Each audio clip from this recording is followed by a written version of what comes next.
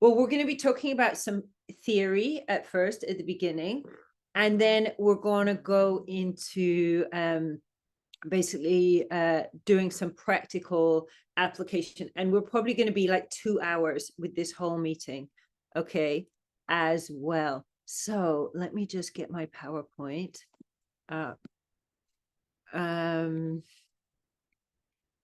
Okay, and I'm going to just answer the first thing. First of all, if anyone has any questions, type them in the chat. I don't mind people putting me on the spot. I don't mind being asked challenging questions. I think, in fact, I love being asked challenging questions. And the first thing that I think that some of you guys might be wondering is like, why is there a woman here talking to us about masculinity, right? Yeah, which is a fair enough question. So I want to address that before anybody like even asks. And the thing is, you know, to some extent, this is like an opportunity for you to hear this from a woman's point of view, okay? But then if you ask most average women, you know, honest truth is most women, they don't know how to have sex. They don't even really know how to interact with men. They don't, you know, there's so many skills that I once didn't know, yeah, and I learned through studying Taoism, studying Tantra, working with male clients. Something I never ever meant to do in the first place was working with male clients. And then I started doing it and I absolutely loved it because, like so many women before, I was just of the opinion, you know, men are just these emotionless brick walls. And when I started working with men, and, you know, I'm sure you guys all know that, you know, guys are great at putting on, you know, the brave face or acting the part or whatever. But, you know, when you start hearing all these different stories from all these different guys and kind of getting to know all these different people on what ends up being quite an intimate level, you know, where they're sometimes telling you things they've never told anybody before in their life, you know, it just starts to be like, you know, you just start to see masculinity in a whole new light, you know. So I've been on a massive journey. Obviously, I've studied with different people like Master Chia. I'm a Universal Healing Tao instructor, certified instructor. I've done like Tantra training. I'm also the what's it called? Certified Tantra educator as well. You know, I've done a lot of different body work. I've done a degree in Chinese medicine. I also did a degree in law at one point, you know, but I guess like I even learned, you know, if you look at all of society, and I'm going to be talking about this when it comes to sexual energy, and sexual energy is one thing, and masculine is one part of it, and feminine is another part of it. But most of us, we don't even know, like women don't even know what's feminine, you know, men don't really know what's masculine. Then everyone's going on about toxic masculinity.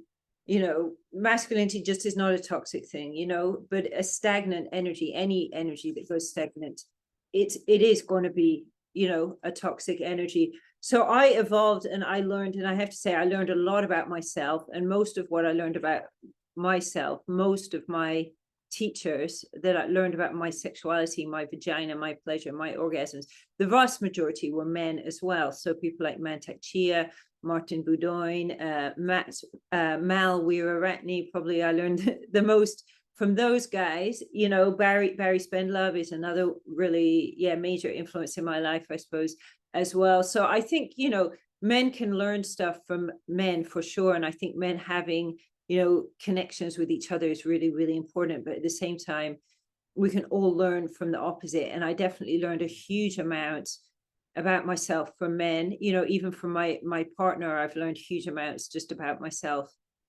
as a woman from him.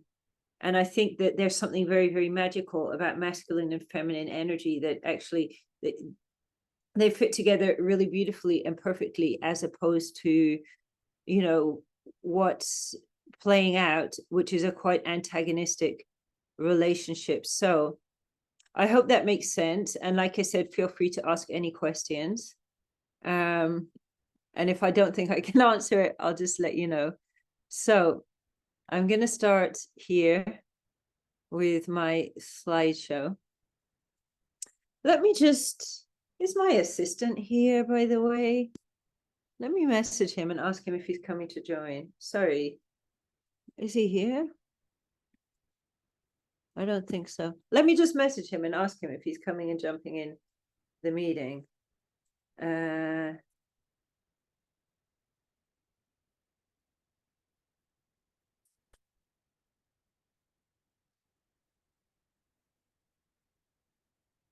let me give him the link. Sorry, everybody.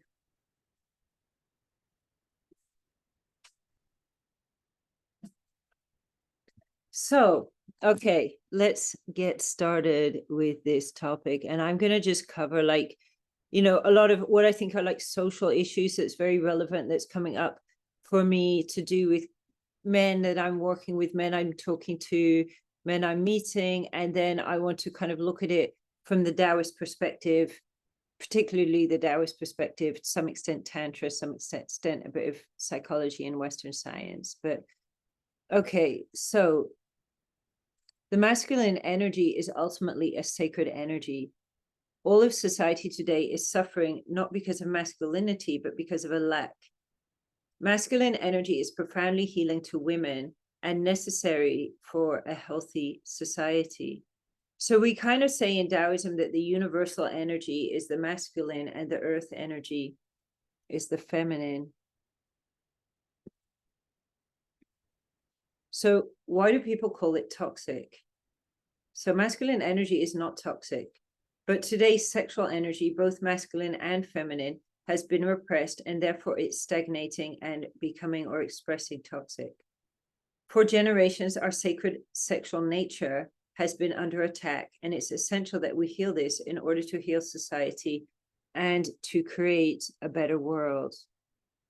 And to hear this from a woman's perspective, actually, there's been a time in my life I've been going through this really big traumatic experience. I was really in a mess psychologically, to do with some things, yeah. And at that point in my life, a man appeared in my life, not my boyfriend, lover, or anything like that, but he just, we started spending some time together, and he just had this incredibly, like, really balanced masculine energy that was just really safe to be around. And it was like, just from being in his presence, without even really talking to him about anything that happened, it was so incredibly healing for me, you know. And that was a huge eye-opener to me, actually, that I started to just realize, you know, how much, just when we have our own energy field balanced, how much that can actually spread out, you know, to the people that are around us as well.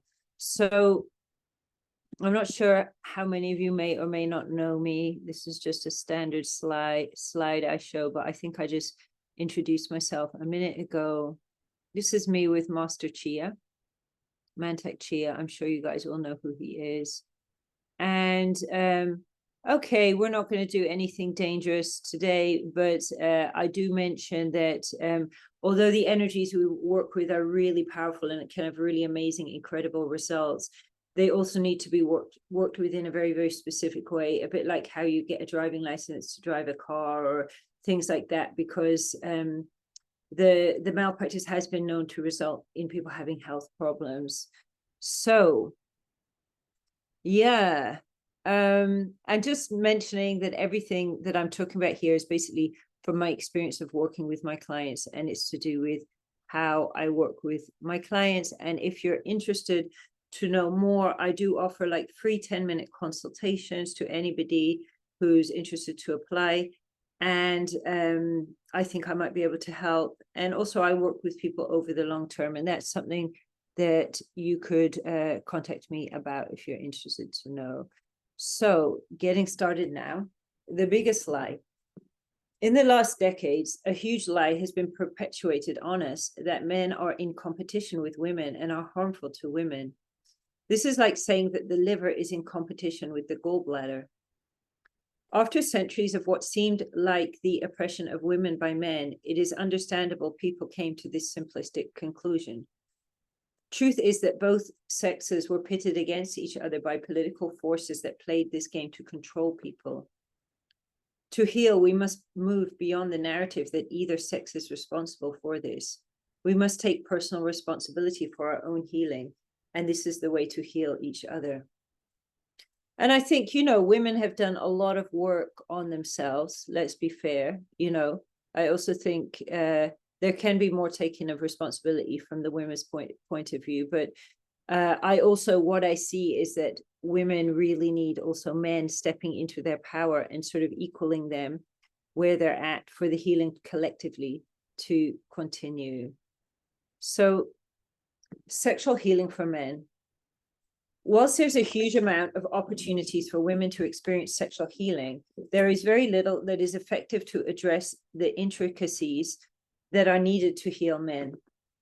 Much of it is cerebral, or it's based on mind over matter, self-repression and control, rather than allowing men to find the flow that will allow them to express their authentic masculinity. Every man is unique. So a one-fits-all solution will never allow individual men to really thrive in their true expression of self. As a spiritual force, masculinity actually is beyond definition. It exists in your body as a powerful alchemical force. By connecting to this force, you can become the man that you always were. And just to be really, really clear, what I teach is not about trying to be some idea of an alpha male or trying to, be someone else's idea of a spiritual person or whatever. All it is doing is just balancing one's own energy and just becoming a more authentic expression of oneself that's expressing just one's own energy and not energy put there by other people or past life energy or generational traumas and so on and so forth.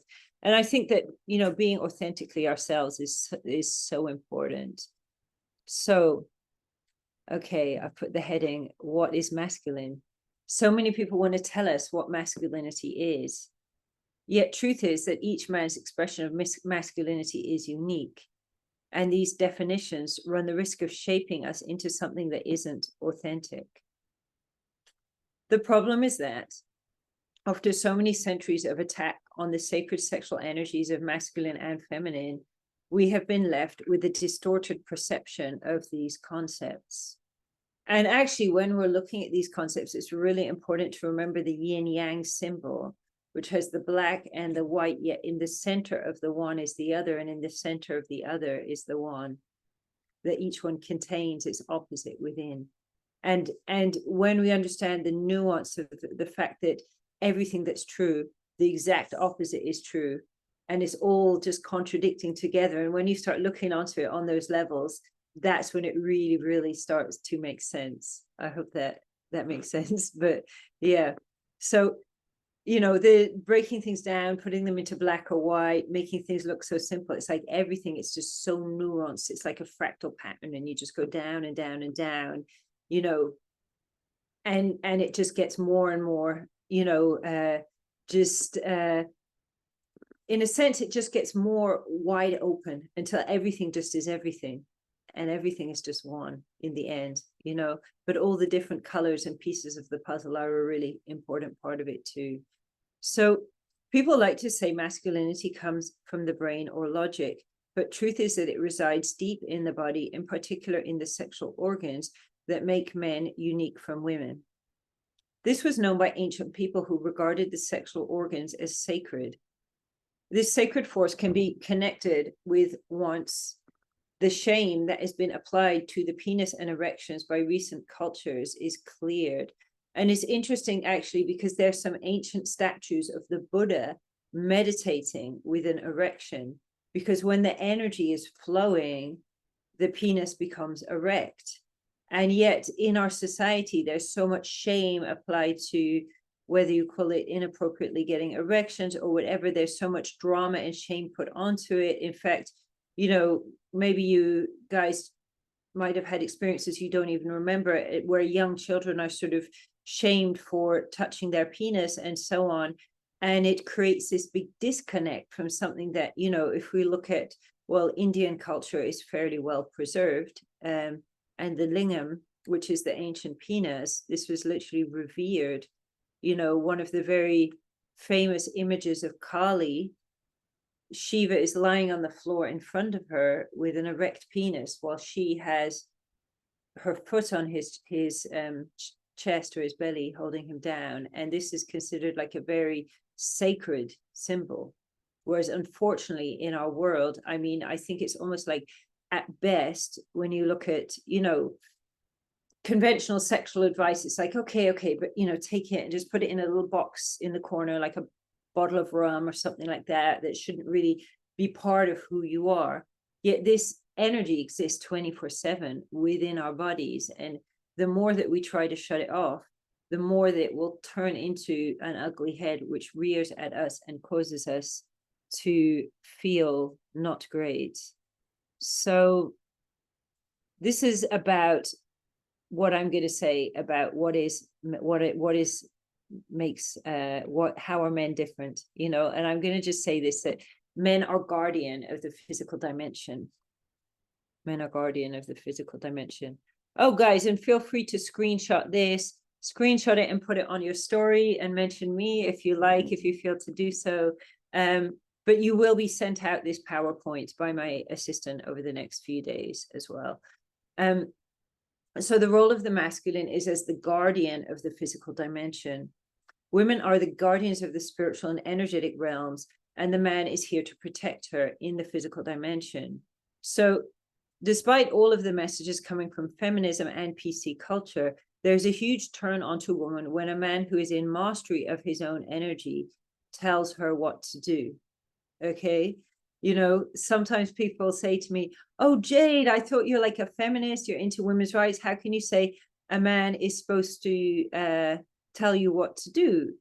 And I can only just say it's something that it's incredibly right. Obviously, if some guy is like in a complete mess, you don't want to be told what to do by him. But when a man or your partner has their energy in a good state and they tell you what to do, even just a very, very simple thing like, Jade, sit here on this chair or whatever, there's something very magical about it, and I mean, I do feel the whole like PC culture around this, it's like it's trying to strip away the magic of sexuality, masculine and feminine, and turn it into something that's a little bit like a kind of a cardboard cutout, and you get that on the one side by the so-called sex positive, but then you have all these kind of dogmatic polarity coaches which are trying to tell us, oh no, you're too feminine, no, you're too masculine, and so on and so forth. And I think that's not great either as well, because we've all got to find our own way with our own relationship with the body to express ourselves authentically, not to try to be somebody else's idea of how a man or woman is supposed to be expressing themselves. So feminism has arisen from deep trauma within women, and I was told this by my ultra Christian dad. I called my parents hardcore Christians, and he actually said to me as a kid, I'm like, what is this feminism thing? I don't like it. And my dad said, listen, a lot of women have been beaten by their husbands and so on and so forth. Feminism is actually something that's important. And I was like, oh, okay, I get it. So obviously there's a reason that it's arisen, but it's almost like almost anything, it's then just gone down a path where it's just become like incredibly confused, and especially I've noticed this in the last year, that it's like, it seems like a lot of women, they're so kind of traumatized by what they feel is masculinity, that they're trying to turn men into women, which is like trying to get a dog to be a cat or a cat to be a dog or whatever, it's they think this is going to be the answer to the pain, but the truth is that women need the masculine to heal from these injuries, and I speak to a lot of like really decent, amazing, really, really cool guys who are feeling that they need to, they felt all their life like they need to repress themselves, their sexual energy, so on and so forth, and that's kind of the message they've been given. Obviously they're doing like the best that they can with the information that they have, but really like, this is not actually what women need. Truth is that women need the masculine to heal from these injuries, and they cannot feel whole without this balancing energy. Okay, so then let's have a look at this. And I know not many people are talking about this. And why do women demonize men? Because we've all done it, or we women, oh man, whatever, do you know what I mean? Complaining about men, we all do it, let's be honest, it happens. Yeah, so let's address this, I think, as well. So in the last few years, the balance has tipped to a demonization of men, which is both toxic and unhelpful for everyone. So it's not just men that suffer when men are maybe like put down or made to feel they can't be masculine, or made to feel that they're toxic. It's actually everybody suffers. And this is happening because people have lost touch with what healthy masculinity is. The demonization of male sexual energy has a simple explanation. and I think a few people here are going to know this, okay, which is when sexual energy is aroused, it amplifies what is present in the person. And we women are incredibly sensitive to things. It's like we always know what's going on. And that's why you sometimes have women that are just so kind of confused and messy, because they know what's going on, yet they're being told to deny it, because it is our gift to just know everything. And when we're cutting all that out, women go into like a really, really big mess. But we're aware when the sexual energy starts amplifying the energy. So that's why one guy could walk by and go, "Hey Jade," put the hand there, and I'm like, "Oh, nice, dude, nice energy." The next guy does exactly the same thing, says exactly the same words, but I might just be like, "Oh my God, like, get off of me," or whatever, because it's just, we're so sensitive to the energies that are coming across. And when people talk about good energies and bad energies, it's not even about like someone being a good person or someone being a bad person, certainly not necessarily, but it's about, most men and most women as well are full of generations of confused energy. And when they are aroused, it can come across as creepy energy or weird energy, or, just energy that's unpleasant. But women are just ultra sensitive to this. So that's why you now have, all women go, he's touched me in the office. Oh, he's looked at my boobs. Oh, he's whatever, making out that a man is like some major predator, when, it's not really the case, but he's also in his unhealed place that's being read as funny energy. And women have kind of, their gift to read energy is somewhat dampened, and at the same time there are a lot of energies around, which I just call like very confused energies. So when a man clears his energy field and can raise his sexual energy to amplify balance and safety, he's not just irresistible to women. Through doing the healing on himself, his mere presence is deeply healing to any woman in his presence, as well as society in general. So, healing with sexual energy. The message we've been taught for centuries is that good men need to repress their sexuality to keep society safe. Truth is that sexual energy is an essential spiritual energy, and that it's needed to keep society functioning. So I'm going to explain the exact mechanism and science of this in a minute, but essentially, the more that we repress it, the more it's trying to kick back. Like if you get a screaming kid and you lock them in the room and they're banging on the door, and, and you just want to get to this point where you can just sit down and kind of talk to them, but you've just made the situation worse and they're just making the situation worse. And that's kind of what sexuality is doing. But we're going to go into the mechanics of how this works in a minute. So most people think you either have to repress it or it flies out of control, but it's kind of become this self-fulfilling prophecy. But I'm going to explain it all in a minute. So there's a third path, which is channeling or transmutation. And when a man learns to transmute, he becomes literally a demigod, and I'm going to say this because, I know guys that do this stuff. Like, one friend of mine, he's like, sometimes I hear guys complaining, "Oh, no woman's going to want me because I'm short and because I'm this and I'm ugly and whatever. This guy, he's short, he's bald, he's got beer belly or whatever, bulgy eyes. Yeah. Like there's nothing about him that would be like fit what is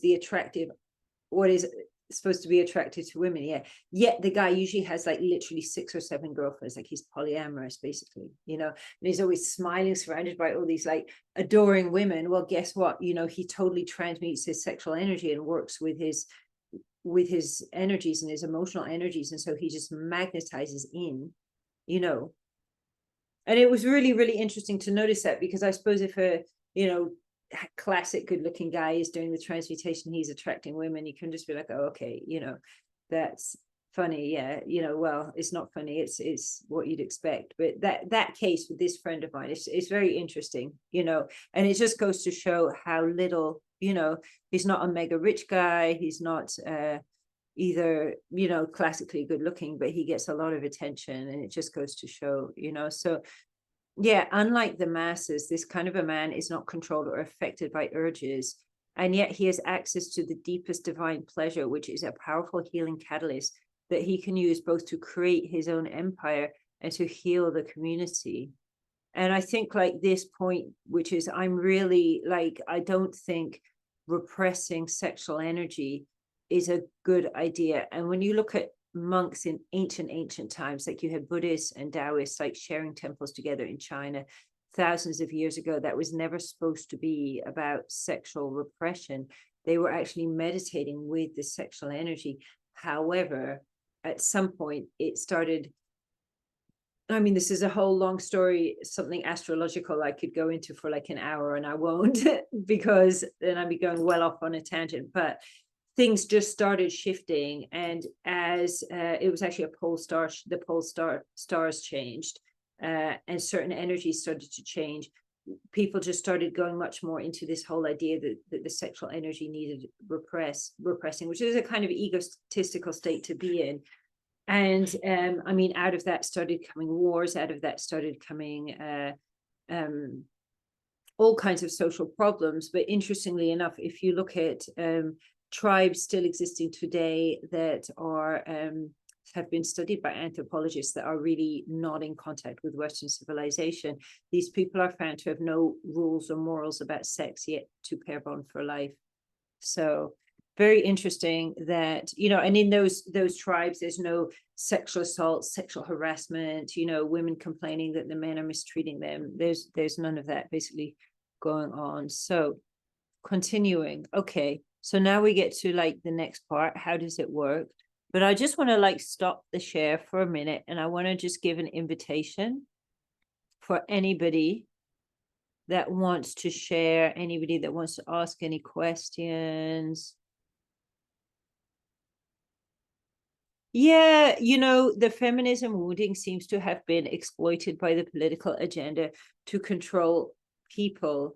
And yeah, I mean, you know, it's I think that almost everything that we see, it's so many things we're seeing that aren't healing over generations and decades, that there is outside political, you know, many people are talking about how there's people trying to repress masculinity, and I think very much repress femininity, because most of, I think, what you see as feminism is not actually feminine, you know.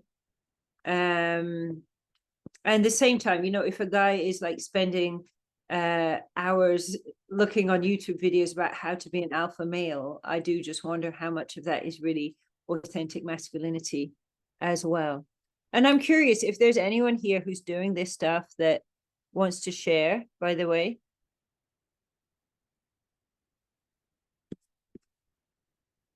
Any guys got any thoughts? Hey Jade, so I'm not, but I have in the past, and I'm talking like years ago. You know, because it was kind of a thing. It was just flying around. You know, you hear about red pill, and um, this is Jim, by the way. Hey, um, Jim. Hello. Yeah. Hi. Oh, So yeah, you know, you hear this, you know, you hear red pill, and and it kind of became this kind of, because you had a lot of sexually frustrated guys out there, and you see these anomalies, right? Where seems like guys who were women complained about, they're the ones that they were sleeping with at the same time. You know, it, um, yeah. yeah, It's so and confusing. so Things traumatized women will often get attracted to these, you know, people like using these words like narcissist. I don't like that word because I think it's dehumanizing people as well. But, you know, other kind of a traumatized people, you know, which is just re-traumatizing them. But the thing is, on some level, it seems to be the case that unless we go and actually heal our wounding, it's just going to end up getting re-triggered and re-triggered and re-triggered.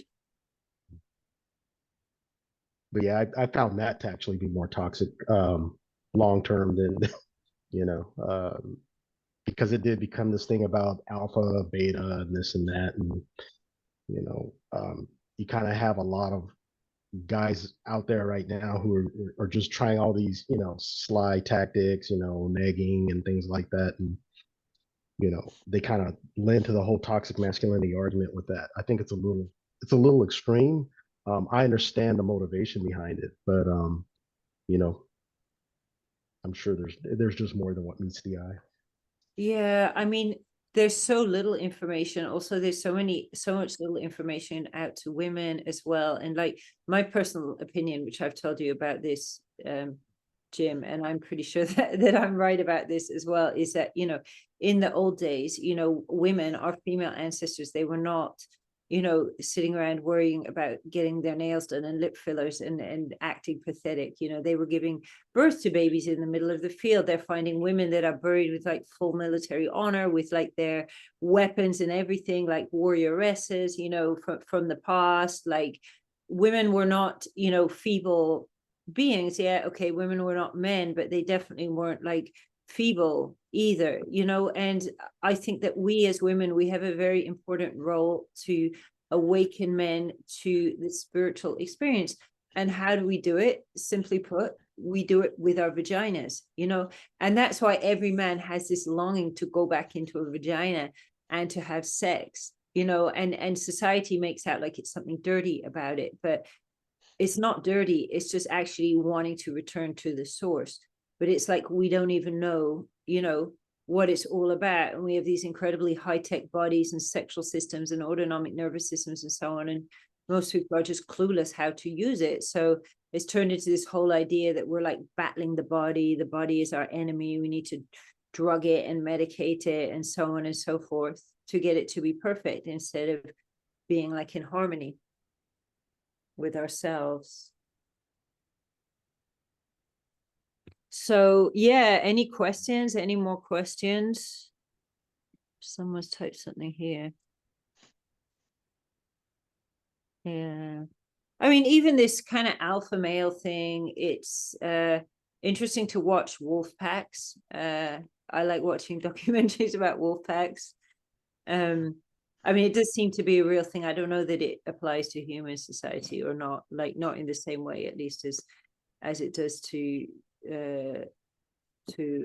wolves. But you have alpha males and you have alpha females, and a lot of the guys that think they're an alpha male are scared of alpha females, but that in the pack, the alpha female and the alpha male do breed together. So yeah. Okay. Right. Anything else, or are we ready? Oh yeah, someone put their hand up. Can you unmute and speak? Hi, I'm the other Jim. I wanted to just say that I'm kind of on an ascension path, so to speak, a spiritual path. And one of the things I'm learning is that our bodies are so essential for the ascension path. So we have to kind of relearn how to really appreciate our bodies, how to get into balance with our bodies.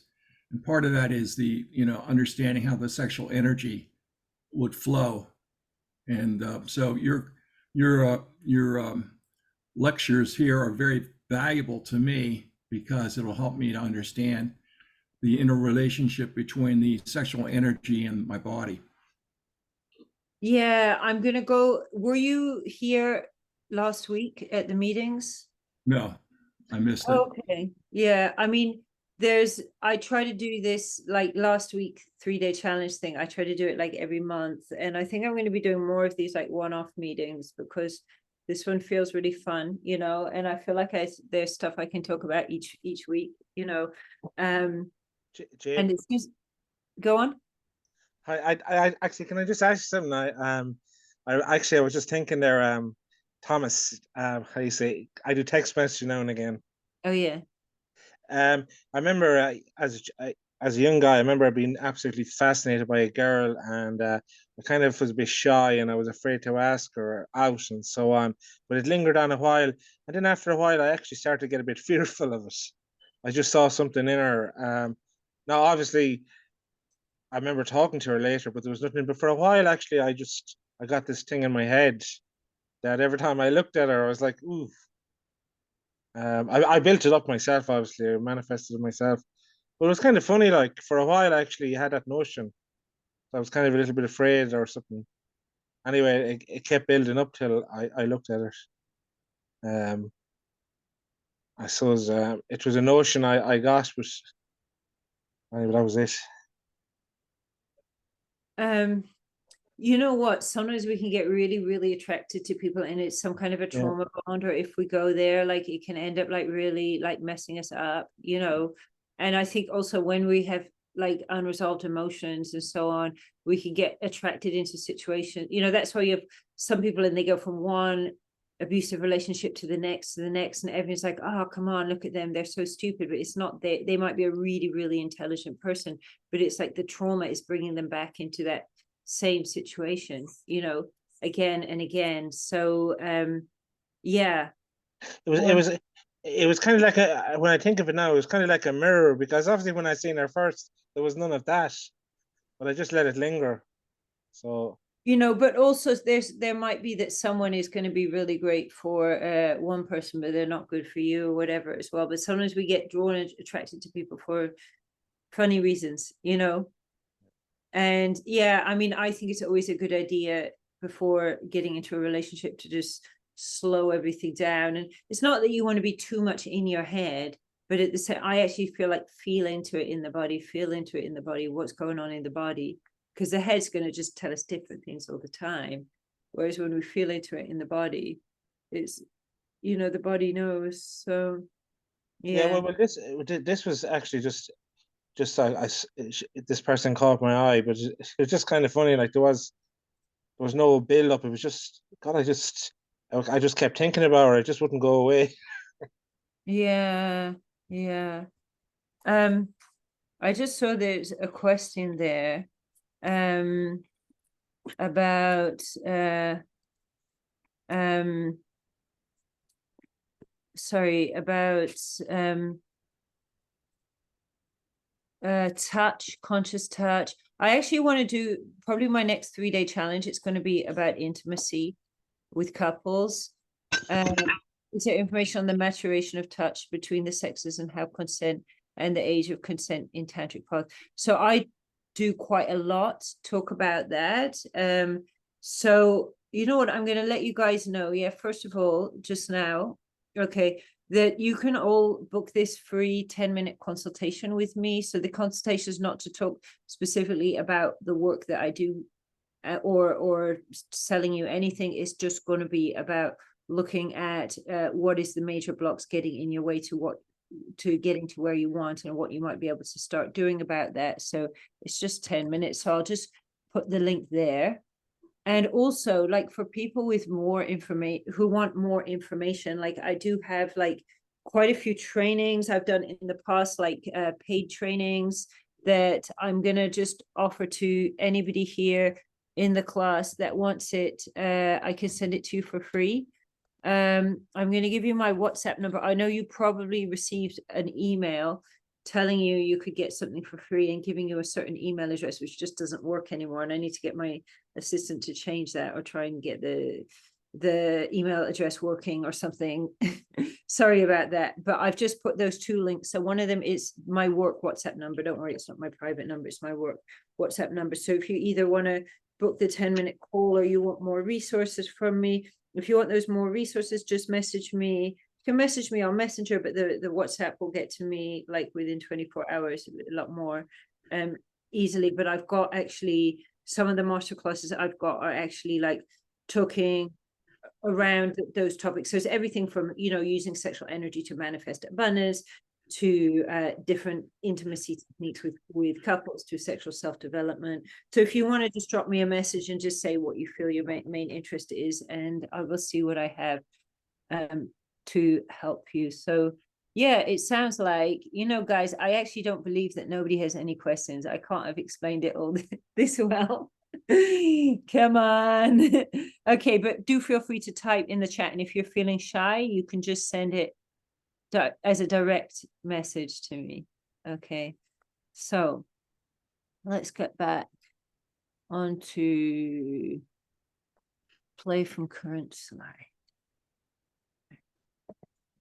So how does it work?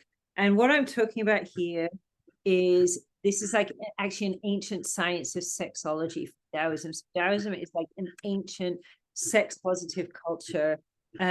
this stuff, it is said, yeah, some people disagree, but there was this yellow emperor, this guy called the Yellow Emperor, and he was the first person to get to write down like all of this, like what you can call like folklore, yeah, Chinese folklore, which is basically what makes up the whole acupuncture and Chinese system, Chinese medicine system today, is all coming from this Yellow Emperor guy who apparently did rule the kingdom for 300 years. I mean, at that time you had guys in the Bible living hundreds of years. I don't know.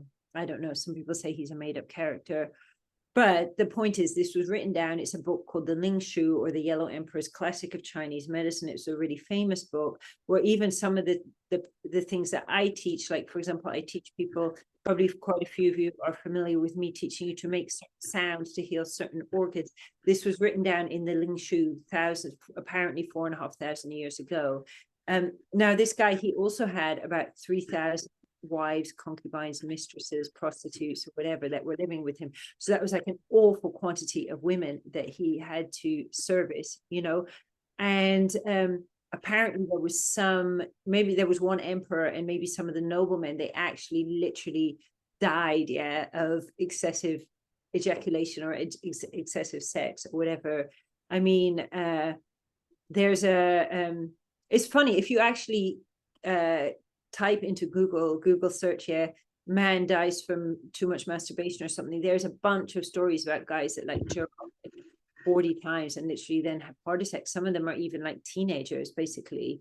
So it is a thing, you know. But what we say in Chinese medicine is when the guy ejaculates, he's losing this energy called the Jing, which is like the life force, and eventually he'll lose too much of it. And this is where this whole idea of semen retention comes from, which I think it's taught and put across in an oversimplified way, but basically that's the whole idea. So what he wanted to learn to do was basically how to have an orgasm without ejaculating. And he sat down with these three ladies. So there you go, there's three women teaching a guy, the emperor, and they're very peasant girls. Three peasant girls start teaching this emperor. And he learned how to have sex and not ejaculate, which might be why he manages to rule the kingdom for 300 years. I don't know, but this is the mythology of Taoism. I mean, yeah, it's interesting stuff. So that's basically the history of it all. You know, this stuff, this wisdom, it's been passed down from master to master to master through the years, through the Taoist temples. I know that the son of Genghis Khan, Kublai Khan, sent his army into the Wudang Mountains, which is where the Taoists come from, and the Taoists are famous for kind of having their temples there, and threatened to destroy all the temples if some of the monks didn't go and start training his closest members, you know. So yeah, he seems to have taken on people from pretty much every religion, but yeah, he had the Taoists sort of working for him.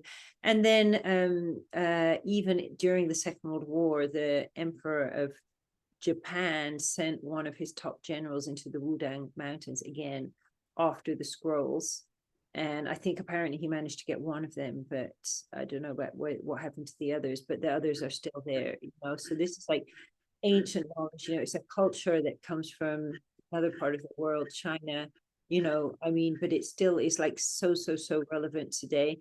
And in fact, you know, the more you learn this stuff, the more you realize like how much we're all like so out of touch with our sexuality and how dangerous it is and how destructive it is. And, you know, when you think the ancestors like wrote all this stuff down and preserved it and for a very, very long time. So it's really secret stuff that, you know, if you wanted to go learn it for like 3 days in only the 70s, yeah, you know, you could go learn it over a weekend and you paid like $10,000, which was a lot of money, right? In the 70s, it was really preserved. But then Mantak Chia is the one that's really like put it out to the West, which a lot of people are, you know, a lot of people don't like what he did or critical. But, you know, I think if nobody's criticizing you, you're probably not really speaking anything meaningful. So that just comes with the territory. But basically, this is, I mean, when I call it a science, right, I'm a very nerdy person. I'm very into science, right? And when I say a science, what I mean is these are results that can be repeated and repeated and repeated for the same results. And what we're talking about here is also the basis of like Chinese medicine. So basically, hey, can you just make sure everybody's muted here? Sorry. Okay. Yeah. So this is the basis of Chinese medicine. So it's not something some hippie made up in their attic a couple of decades ago. This is stuff that's used, you know, by so many people all around the world today. So the first thing to note here is that your body is an alchemical chamber.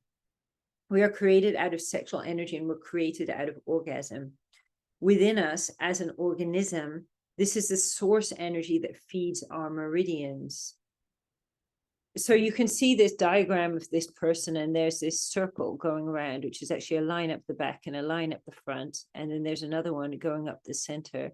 These are meridians. They all have names. So there's the Changmai in the middle, the Dumai at the back, and the Renmai at the front. And what's significant here is you see a little dot, which is here 1 inch below the belly button. Here it's level with the heart chakra. And here it's level with what we call the crystal palace, which the crystal palace is like the center of the brain, where the pituitary and pineal gland and so on and so forth is situated. So these are the 3 alchemical chambers.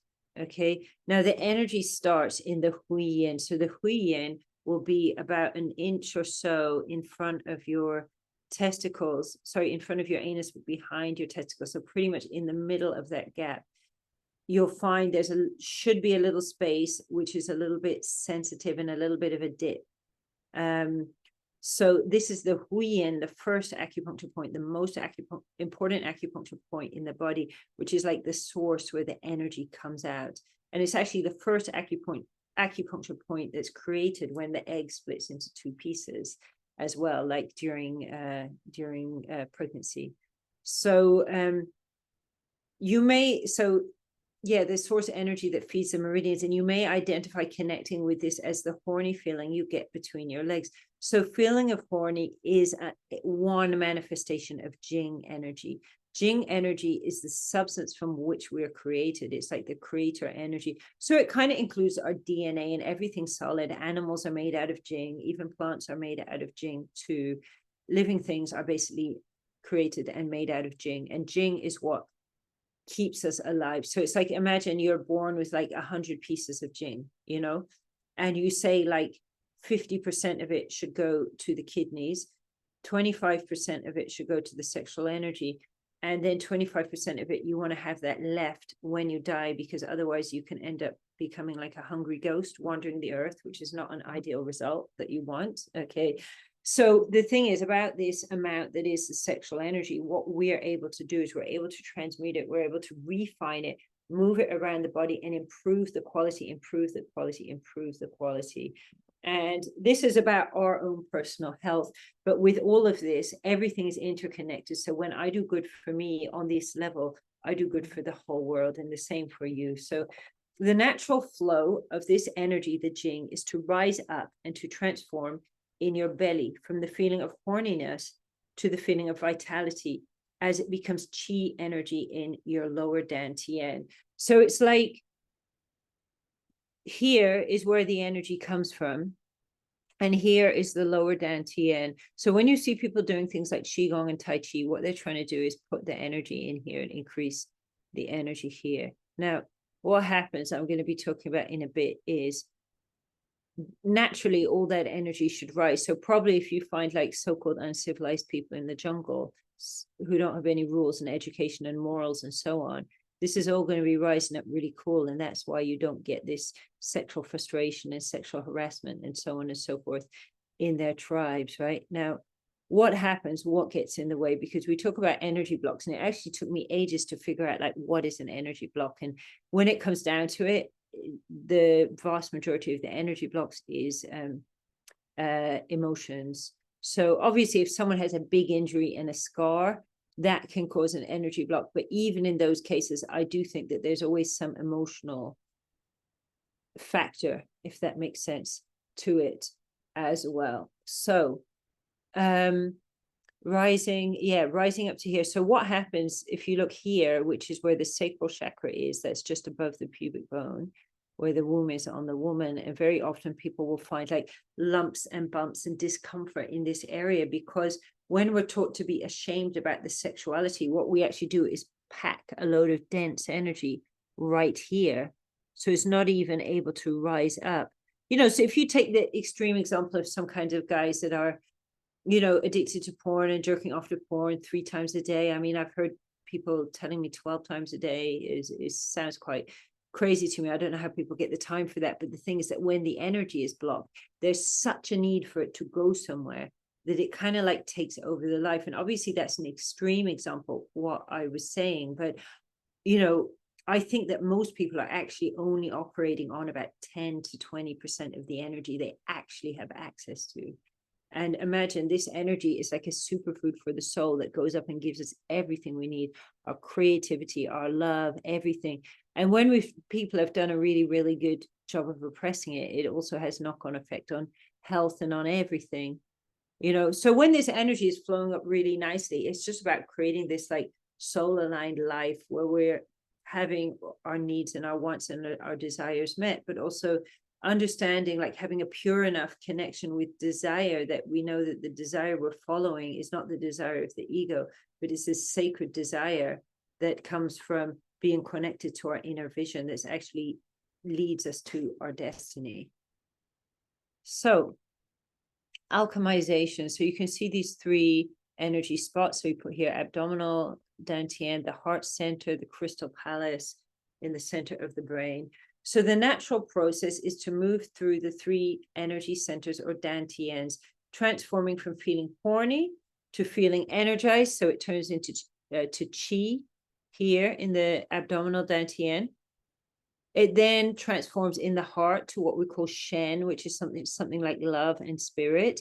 And finally, the energy and through this process here, the energy transforms into what we call a superfood for the body and the soul. So it can be used for anything. We can channel it into anything we want. And obviously, when our body is functioning at its optimum, we are going to be able to basically be and to create, you know, what we desire to create in a much better way. And plus, once we've got rid of the blockages, we're going to be able to basically have a really, really clear picture of what is our destiny. And I mean, the slide I went over really quickly before when I was talking about the order we do things in is before raising sexual energy, it's essential to clear out blockages from the body and from the sexual organs. Is absolutely essential, because otherwise you're amplifying all this stuff that you don't even understand, that's flying all over the place. And that's why you get like a lot of Tantra teachers involved in these scandals, because basically they've amplified all this sexual energy, but they didn't actually clean out what was there before. And it can get pretty messy, to be honest, you know. So this transformation process working properly is what optimizes our energy levels and makes us ooze juicy life force. So it's a magnetic energy, but it's not like a it's not overly sexual in the way that, I mean, basically the key to this, which there's a video on my YouTube somewhere where I explain it a bit more detail, is that of course it's normal a guy feels arousal, feels energy in his cock, but if a man sends the cock energy straight at the woman, this is a too much of a raw energy for the woman to normally often handle, right? I'm sure you get what I'm saying. But if the guy pulls the energy up into his heart and then allows that energy to transform and then sends it across, that's extremely magnetic. If he's repressing that energy, then nothing's coming up and she's not going to be really, really magnetized. So I think that explains a lot about this whole mythology around the nice guy and you shouldn't be a nice guy. And thing is, of course, we women want nice guys. You know, when we're a balanced woman, we don't want a idiot who's going to be causing problems in our life, but obviously we want a guy with magnetism, and that's what's important. And it's very much a lot to do with a genuine self-love as well. So let's have a look at this whole sacred cock. The term that I like to use is sacred cock. So An activated penis experiences extremely hard and powerful erections. Yet there are no urges or frustration, simply a flow that is felt as pure confidence through his body. An activated cock is an instrument of profound healing.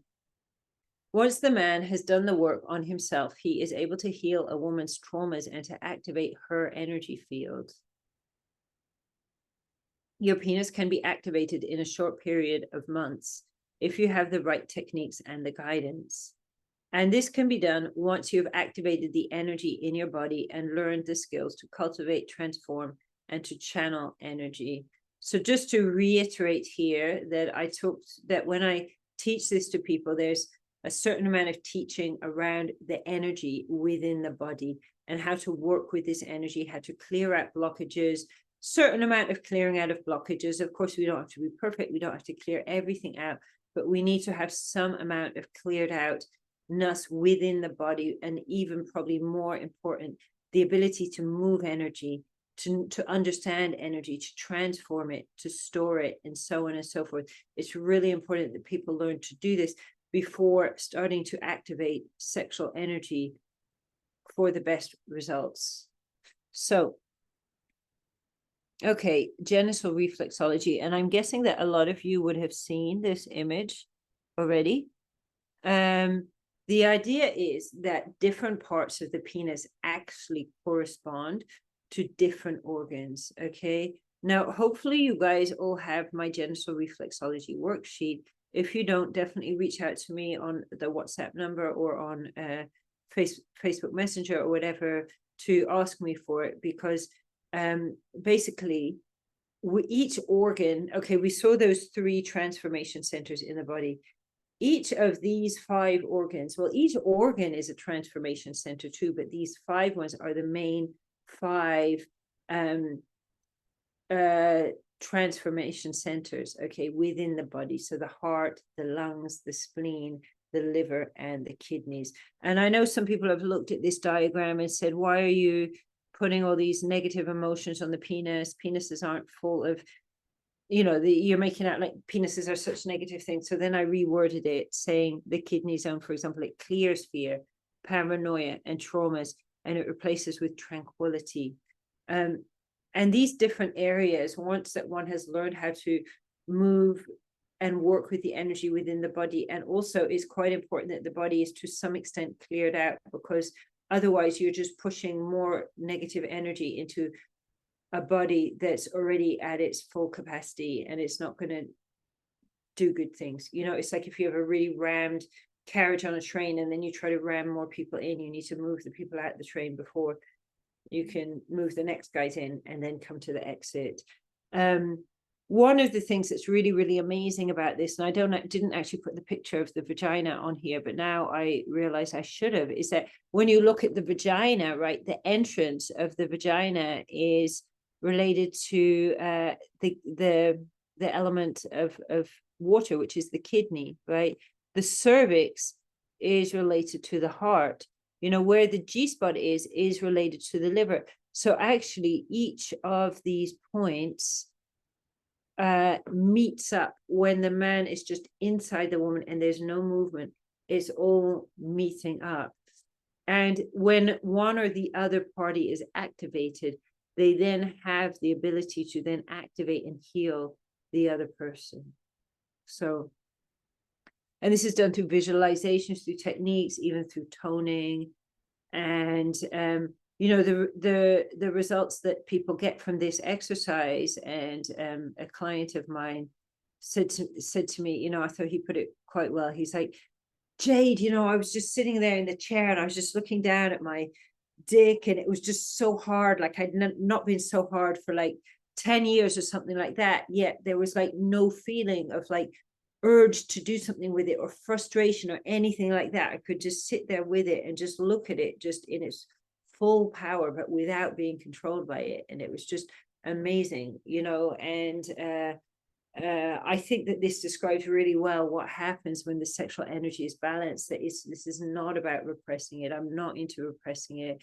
I have very mixed ideas about the whole semen retention thing. I mean, I'm not a big fan of the porn industry at all, and I think too much ejaculation is not good. But at the same time, if you're not ejaculating and you're repressing your sexual energy, you can cause yourself health problems actually from it, you know. So it's so important this is all in flow. So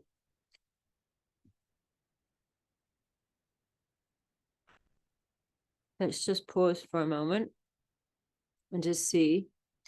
Hey, any questions, any inputs? Anyone want to ask anything? So you mentioned about qigong as a way to move that energy. And I know that's, Tai Chi and qigong, correct? Did you say it's both of those that are used for it? Tai Chi is a form of Qigong. Yeah. Yeah. I mean, so these Tai Chi Qigong exercises, they work with the lower dantian. They don't tend to work with the sexual energy unless it's sexual Qigong. And this is sexual Qigong or sexual Kung Fu, what I'm actually talking about. But it's interesting because I've noticed this with some of those big groups of guys that get together and do all Qigong. I don't know if anyone else here is noticed this, right? But I even heard this from a guy that was doing a lot of it, which is, when you're doing Qigong, you amplify the energy. Now, Master Chia, he teaches us Qigong and Tai Chi, but he gets us how can I put it? He gets us cleaning our energy and cleaning our organs and cleaning all the energy out within ourselves, So I tend to notice even people that start doing the Mantak Chia stuff and maybe they start off with a bit weird energy or whatever, you might see them a year or two later and you're like, wow, you've changed, Whereas, I think that when Western people go into doing these exercises with their Western ego, it can very easily amplify some pretty odd stuff. And actually a friend who's also very, very into Tai Chi said he went on this 2-week Tai Chi retreat, and everyone's doing this Tai Chi and Qigong. And he said, by the end of it, he said they'd all amplified so much energy and everybody had just gone really, really weird. Yeah. But people were also kind of aware and noticing that they'd kind of gone weird, and I think when we look at us Westerners, right, and we are so out of touch with nature, we're so out of touch with, just human nature, you name it. Do you know what I mean? And we are actually pretty weird, to be honest, but we kind of subdue it and dumb it down, But then when you go and you start amplifying it, you're just you all see it and it's great because the thing is when it all gets amplified, it gives an opportunity for it to be healed. But then if you don't know the healing techniques, when two people start having sex together, it's very common that stuff gets amplified. I think a great example is Johnny Depp and Amber Heard, who no doubt, I'm sure, loved each other at the beginning, and it's all melted down into this huge scenario, which is then, projected out onto all of us on the world, which I think we could have all done quite well without knowing about, but I think it's just a classic example of what happens when it's not just, traumatized people getting in this crazy love situation, then with drugs involved and so on and so forth. And it's, I'm sure that all of us have seen situations where two people seem to be really in love and then it all just went south, basically, and this is because all that stuff is coming up to be healed, but the people don't have the techniques, to do the healing. And yeah, I mean, this is also why when we work with the sexual energy, we just always do it step by step, because it actually is really powerful stuff that can have all kind of different results. So, okay, getting back to where I'm at. So, working with sexual energy. Sexual energy is the food for the soul and can feed and amplify anything. Because it amplifies, it brings to the surface anything that is there. Yes, it can amplify your gifts and your creativity. And this is our aim when we work with sexual energy. That's what we want to have happen. But the first thing it will do is amplify your subconscious and your shadow so you can heal them and address them and work with them. But this is where the whole thing of sexuality having a bad reputation comes from.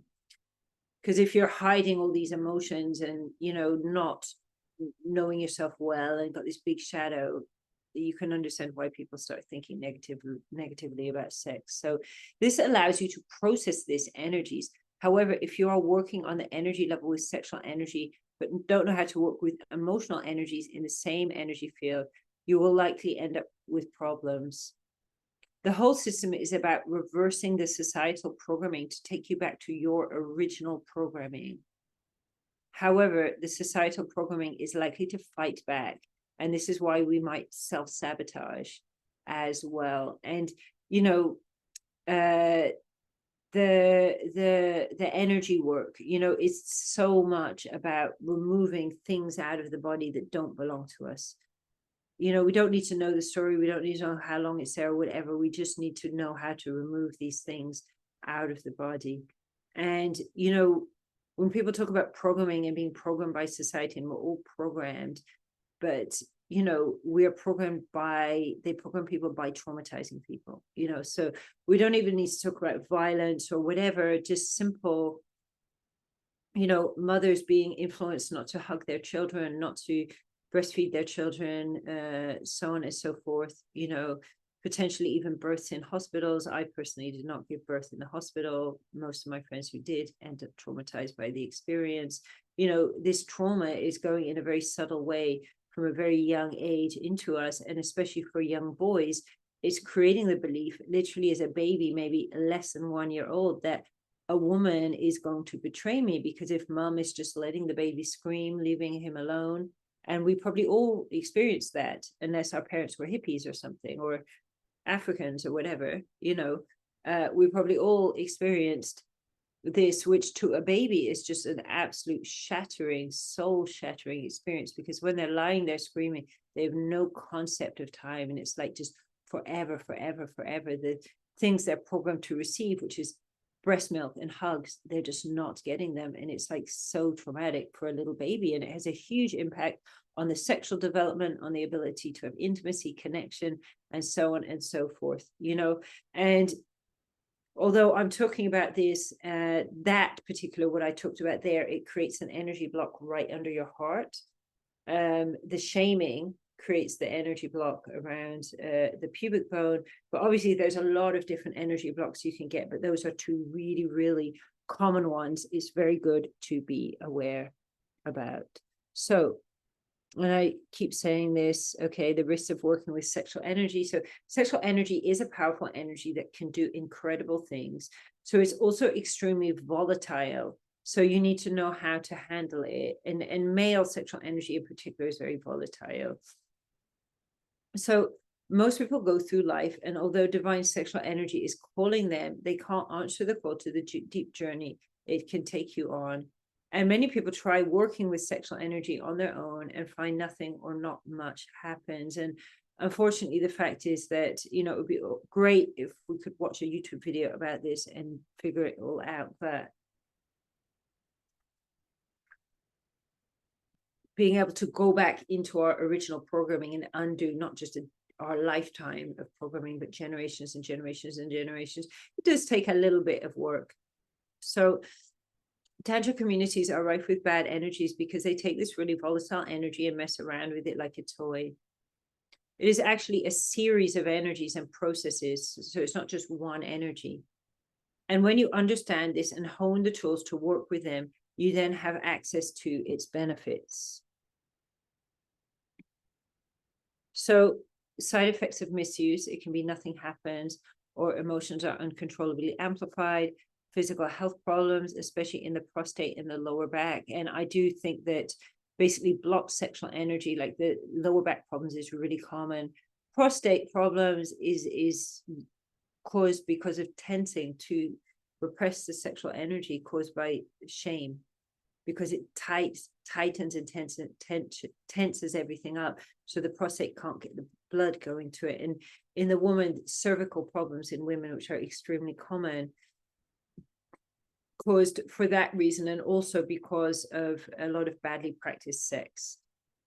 So energy can get stuck in your head, dizziness, inability to focus, sexually inappropriate behavior, mental illness, psychosis, mania, depression, sexual problems such as premature ejaculation, ED, gynecological problems, and uncontrolled orgasms. So by orgasm there, I'm not talking so much about ejaculation, but orgasm. And I mean, I have like worked with a couple of people that started, you see, people, a lot of people think, okay, Mantak Chia, oh, he says to squeeze the perineum, or oh, he says to push the $1 million point. I mean, the first thing I'm going to say is if you see a book and it says Mantak Chia and someone else's name, it was written by that other person, but Master Chia put the forward in the book and kind of gave it the green light. Okay. People wrote all kinds of things. And also, interestingly enough, what I realized is that when you talk about these ancient exercises to an Eastern audience and then to a Western audience, the Western audience is actually going to understand it very differently than the Eastern people. So for example, the whole thing of squeeze your perineum, but this is about moving your energy. But Western people didn't get that. So they were just trying to force some energy into an energy blockage and compounding and making the situation worse. So I just want to say, if anybody has read a Mantak Chia book and think it's all about pressing on the perineum or squeezing your perineum, like it's really not about this. It's about like doing a lot of a lot of work with your energy and your emotions, to be honest, doing a lot of like circulating your energy and really learning to master and move that energy in and of itself. And I mean, I found with my experience of the type of people I worked with, which mainly started off being like tech guys and bankers and CEOs and so on in London, was what we Western people actually need to do. And I think why the squeezing perineum and pushing the perineum with the fingers didn't work and caused so much health problems for Western people is actually we need to relax. We need to open up the body. Is completely different from a person with a relaxed and open up body doing that exercise than a person whose body is very tense. So I teach people to move energy using their intention, which might take like a little bit of time, but I think it's like a very effective way, because when you can use your intention to move the energy and you can master it, that's really the ideal results. You know, and ultimately, when we talk about these things like becoming multi-orgasmic, this is actually like about having a shift in consciousness, basically, which means an energy activation. So I want to go into like looking now at types of sexual energy. So sexual energy isn't just one thing. There are many types. To work with it safely, once the preliminary work has been done, it's important to know the different types. So sexual spiritual energy is about working with the spiritual aspects of sexual energy relating to love. And we can do an exercise with that in a minute, actually. And hormones are another form of sexual energy to work with. So if you're, as we say politically correctly these days, an owner of a set of testicles, okay, you can just put your hand down, okay, and you can massage your testicles, right? And you'll notice that when you do this, and I invite you to try this now, you're going to notice that when you do this, it's a different feeling from massaging the penis. You know, another place easy to access hormones normally is around the nipples. So circling around the nipples, this is great for women. Women can also massage their ovaries. But when one does this, there's a feeling, that feeling, we can say it's like hormones being released. So hormones can get stuck in the body, right, and cause actually cancers and so on, you know. This around the nipples as well, and just that gentle nice feeling that you get. This is very a more stable, let's say a more stable form of Qing that's releasing. So I want to invite you guys that this massaging your testicles is a really good exercise. There's so many problems men get that's due to tension in the pelvis. So massaging your testicles is something you can go away with and you can start doing, and just do it very gently, very slowly. For best results, being in a kind of lying, relaxed position and just breathing very deeply in and out of the belly, and just long, slow, deep breaths, relaxing and just gently massaging your balls, and just allow you know, the feeling, which is going to be the energy coming into your body, allow that feeling just to spread your body, so you can just smile around your body. And then you can even direct it, for example, to your thymus gland, which is right above your heart. That's a lovely place to put it. And this is a very gentle form of sexual energy that I think is quite safe for any of you to start working with. So unaroused sexual energy is another type. Aroused sexual energy is another type. Orgasmic energy, another type. I wouldn't recommend to most of you guys to just start trying to move your orgasmic energy without learning how to work with other kinds of energy. But once you've learned to work with the other kinds of energy, and we just go one step at a time, and then it just goes very, very smoothly. So, by the way, Kundalini awakening or awakening of full body orgasms happens when chi is transforming to shen. So once you've got that lower dantian activated, and then you're activating the middle dantian, that's when you have this thing like Kundalini awakening. And what that is Jing transforming into chi, and then transforming into shen. Just to basically add here, we talk about moving up sexual energy. Probably many of you are, and not just sexual energy, we talk about moving up all energy, and probably some of you are familiar with what is a Kundalini activation. We always bring the energy up, and we always bring the energy down again. And through these techniques, you can have an activation in a matter of months, but you won't get the side effects that so many people are getting from Kundalini awakening, because you bring it up and you always bring it down, and you always store it in the belly. And that's really, really so important, to bring it down and store it in the belly, because if you're just bringing it up, what can happen is you end up with nothing, no energy in your lower chakras.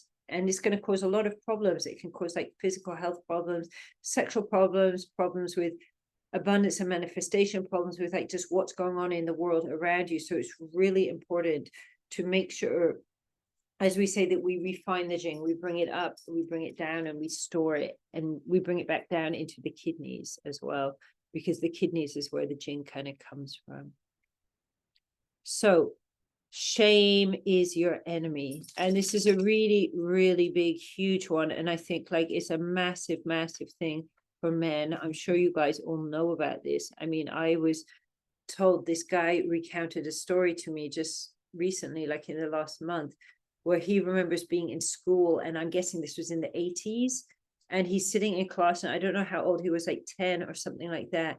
And he said he was sitting in class and he got an erection, and then the teacher was like, oh, can you come up to the front? And he's like, I don't think it's a good idea. And she's like really insisting, you know. And then she did, and I guess she noticed, and she's like shouting at him, and like took him to the headmaster and so on. And you just think, my God, like what is in people's brains here that people think that's a, do you know what I mean, a legitimate way to act or whatever. But I think it just was a good example about things that probably happen to like a lot of people, that this shaming of sexuality, you know, often the message going out to the men that their sexuality is somehow harmful, or that it's selfish, or, you know, just a lot of negative messages, different often messages sent out to women, also shamed as well.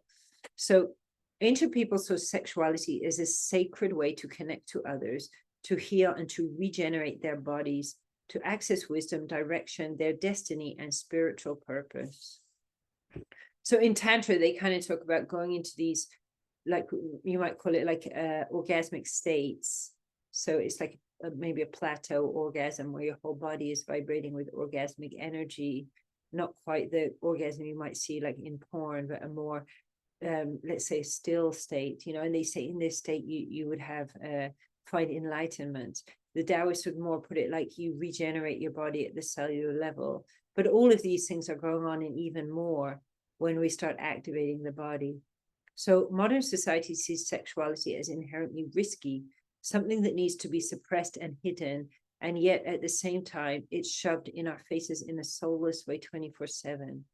So your average 13-year-old has watched hundreds of videos of women being abused sexually, and they think they know it all, yet they have no idea what his sexuality is about. And it's kind of like we're being given this message like, oh, it's kind of bad and it's shameful, you should hide it, you shouldn't really talk about it, but come on, you got your needs and here's porn and blah blah blah and so on and so forth. And it's just this dichotomy with no sensible conversation in the middle. But then most parents don't actually really understand their own sexuality, so how are they supposed to talk to their kids about it?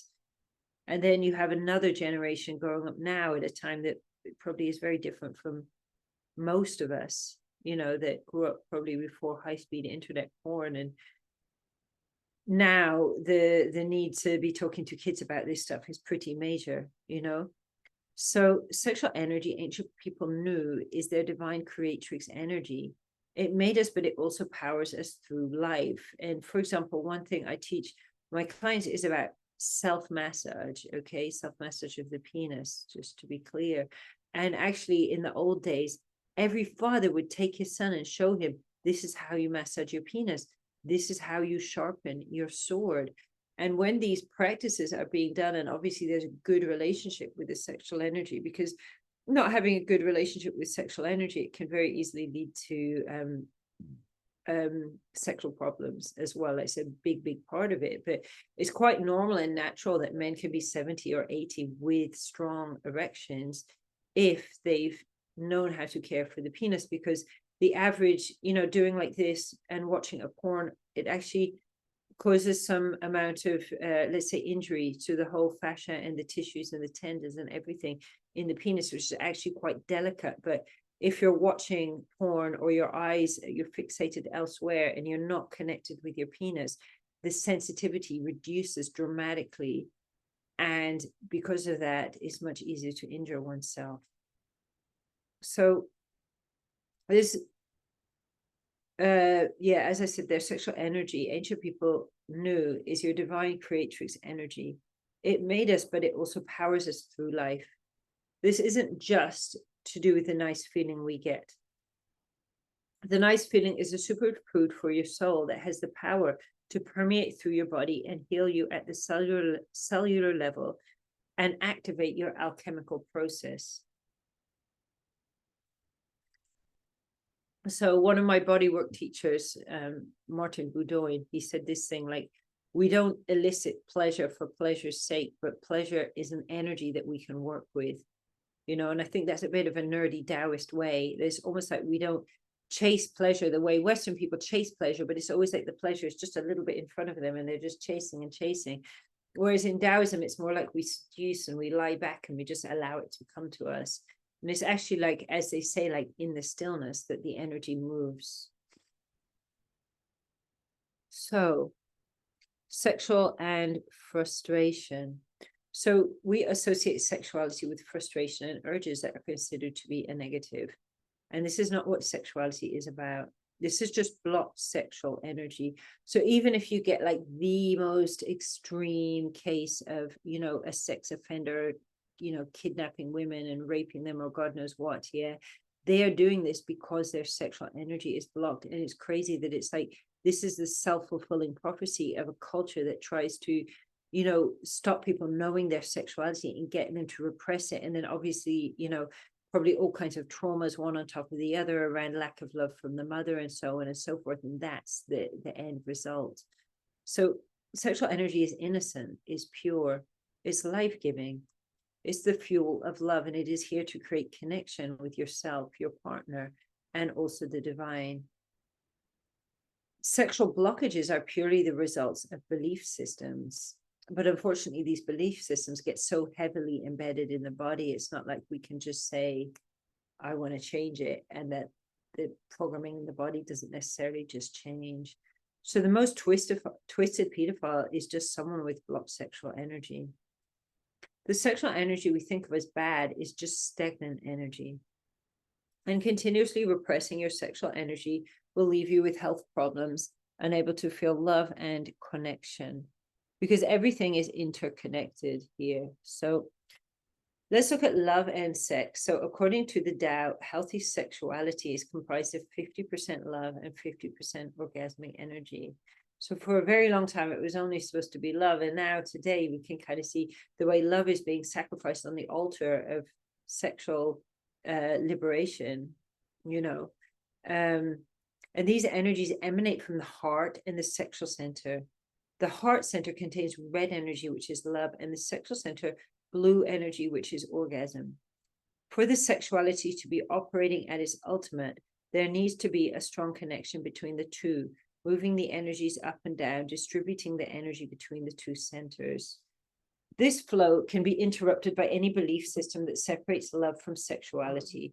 For example, the belief that sex is dirty, or that others or oneself are sexual objects, or that sex is just about getting off, will interrupt the flow of this energy. And interestingly enough, the porn industry exactly shows how to have sex without any love, generally, you know. And the old way, which was all about, oh, love, but let's not talk about sex, and women don't even enjoy it, it's just their wifely duty, and so on and so forth, you know. It's all doing like the same kind of thing, which is separating this really vital connection, which when we get that, it's just extremely, extremely powerful. So I said, actually, in the last class on Friday, I think I said, if I say that sexual energy is one of the most powerful, if not the most powerful spiritual energy, does that make sense to you? And can I ask you to give me a 9 in the chat right now, if that makes sense to you?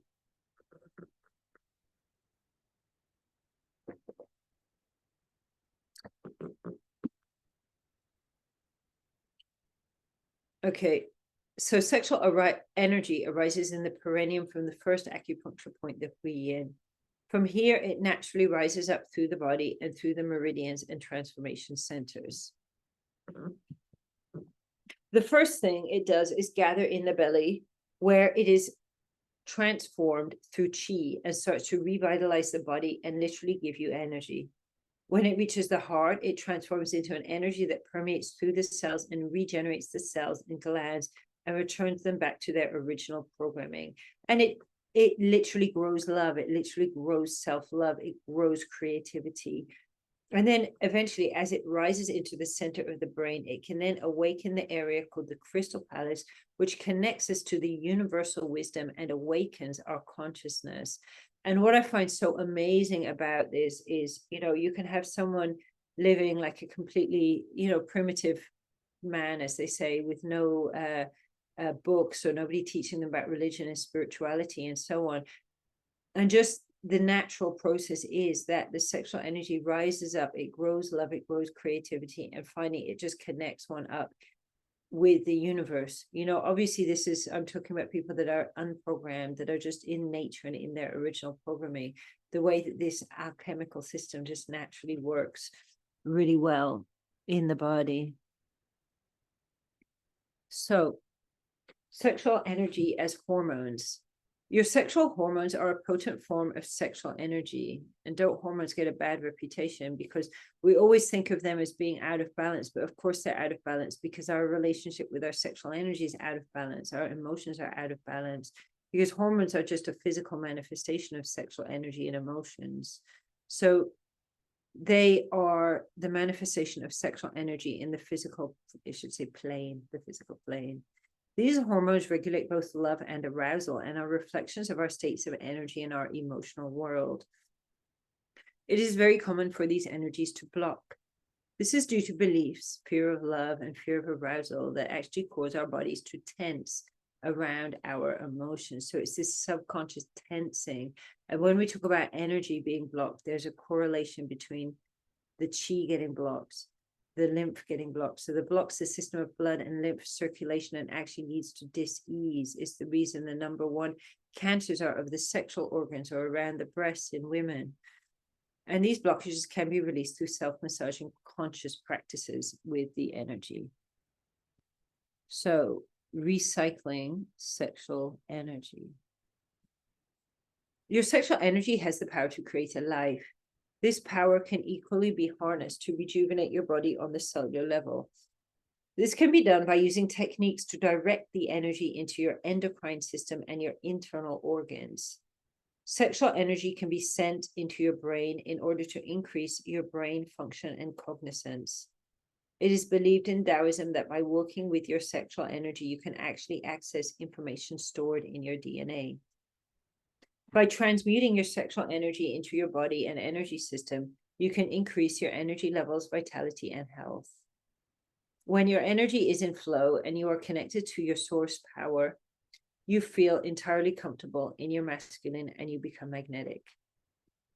Once you have access to your own sexual power, it's a powerful catalyst to use with a partner for healing, as well as for pleasure. And pleasure is a really important part of connecting and experiencing love with someone. So, first of all, are there any questions? And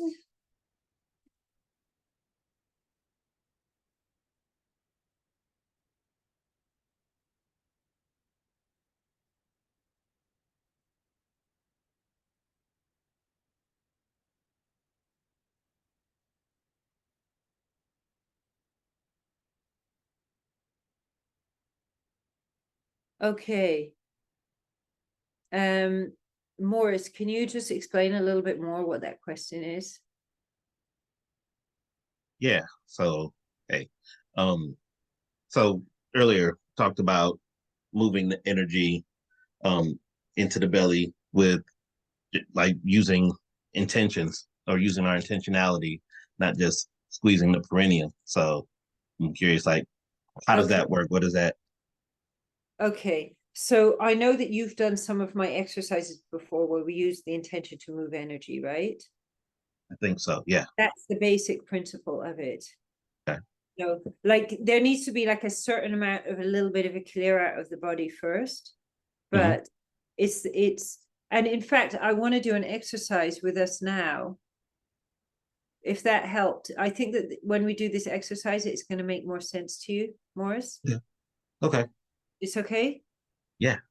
So, hey, anybody here that was on Friday and attended live for the meditation I did on Friday? Because I'm thinking I'm going to repeat that. But if there's a lot of people that just did it, can you just give me like a 1 in the chat if you, or you know what, if you've done, okay, I know James, but you can do it again. Okay, if you have done one of my exercises before, tell me which exercise you've done, you know, but I think we can repeat that one. That one is so nice. It's so cool doing it more often. Okay, so what we're going to do, so I've told you guys this stuff about be careful with sexual energy. I'm not trying to like freak you out, right? But this is real stuff. And I've literally had like numerous people contact me that have said they followed such and such from a YouTube video or tried to do something out of a book and ended up with some kind of problem. Yeah, basically. So I just want to say we do need to respect this energy, but there's certain forms in which even beginners can work with this energy. So I've given you all that ball massaging exercise. So I hope you guys all go off and start massaging your balls with love every single day, okay? For the rest of your life, okay? And you came here, now you have no choice. You got to do it forever. But the benefits to your health just from doing that is huge, okay? And I'd love to hear how you get on with your ball massaging. So let me know in the future as well.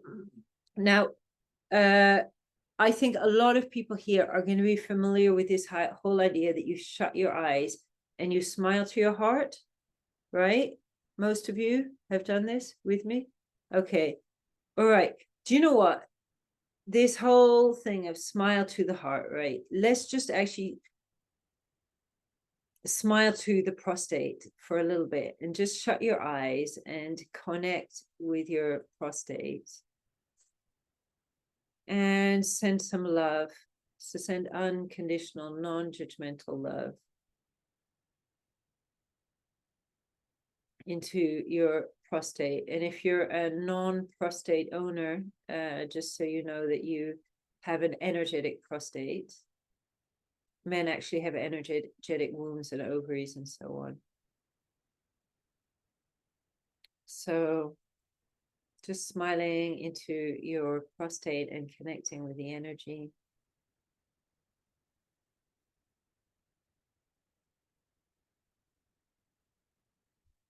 And just start to send unconditional, non-judgmental love and the message to relax.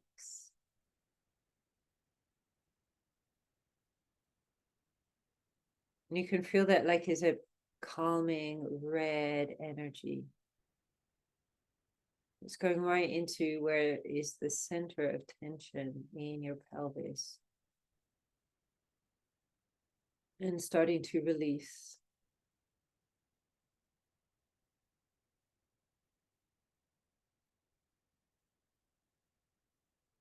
And this is a really important exercise because we almost always hear prostate and then problem, or prostate and then cancer. It's like nobody has a good word to say about the prostate.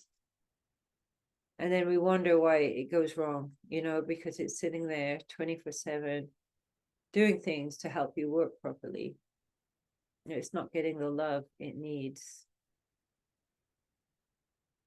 So it's a really important part of masculinity, actually, the prostate, and to connect there, connect to the prostate. Give love.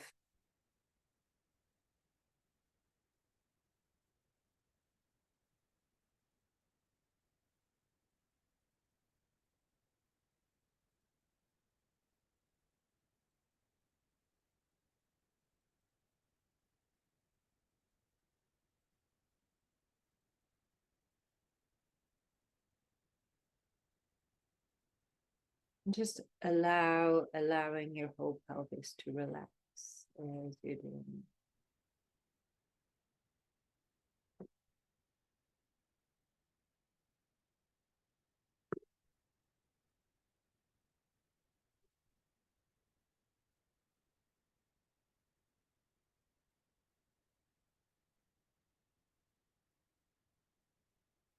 And then when you're ready, you can open your eyes again.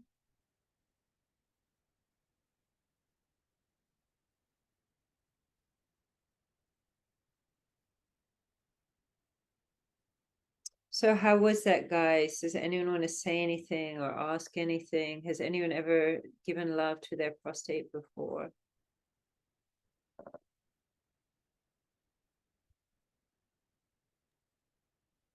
I definitely never have, but I feel calm. Like there's a sense of calm going on, and it's like a bit of warmth, but it's like an easy warmth, you know? I recommend it's a daily exercise to do as well, even just for a few short minutes. If you can do it a few times a day, obviously you can be sitting on the train and nobody's going to know you're smiling to the prostate, you know.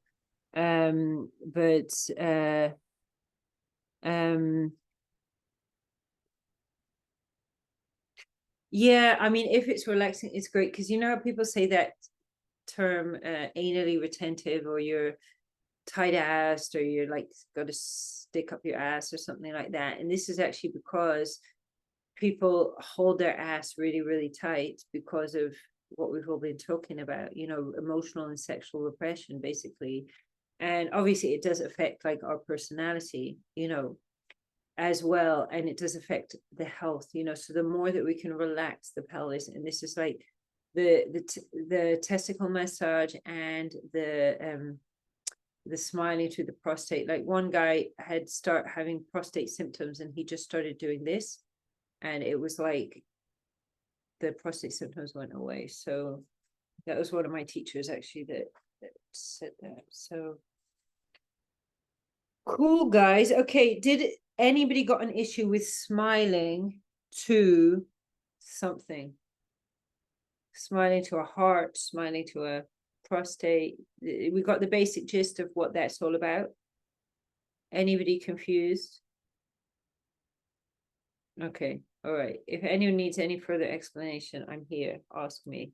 And I hope that you guys are understanding now about the connection between sexuality and spirituality, and how it all just rises through these meridian systems. But sometimes you can hear it, but you've got to experience it to know it, you know. So remember how I was talking about we have the love center in the heart, and we have the sexual center, which is actually just above your pubic bone, where the womb is on the woman. And it's just probably, depending on how much pubic hair you've got, you know, but if you imagine a woman's pubic hair average, not you know, in its natural state, it would just be probably above the level of the top of that. I know that guys can have the hair coming all the way up, so it's, you know, but it's just down there above where your pubic bone is, like maybe an inch or so above the top of the pubic bone, which is this hard feeling underneath your pubic hair, essentially. So that's where the sexual center is down around the pubic hair, just above the pubic hair. And we're going to do, I want to repeat the same exercise we did last time. It was really fun, the one on Friday. And we're doing the same thing. We're just visualizing. So have fun. Don't overthink this. Just go on the journey and just experience it. And what you're actually doing when you what's the word for it? Yeah, you just visualize it. And don't worry if you're really visualizing the colors or whatever, just tell yourself you're visualizing, and you're going to be visualizing, and then you're going to actualize it. So just don't overthink it and just have fun with me. Okay. So works best like sitting straight with the feet shoulder width apart, and just shut your eyes and breathe into your belly.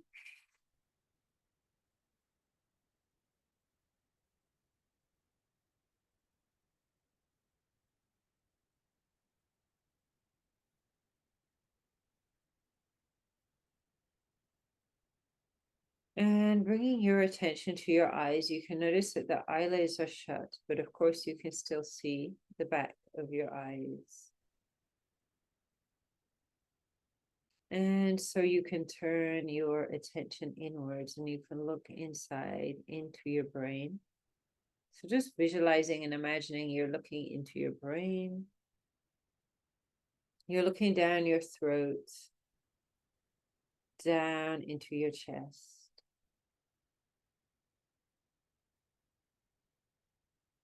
And in the center of your chest, you can connect with your heart.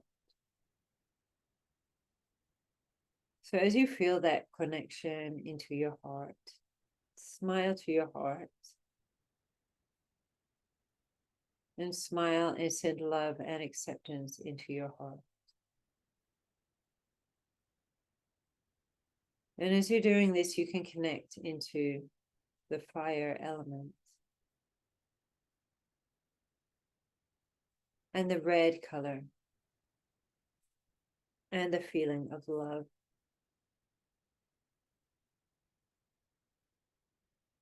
So as you're smiling into your heart, feel that you're cultivating and you're growing this red energy. So you're visualizing the red energy is filling your heart. And it's spreading out through your chest.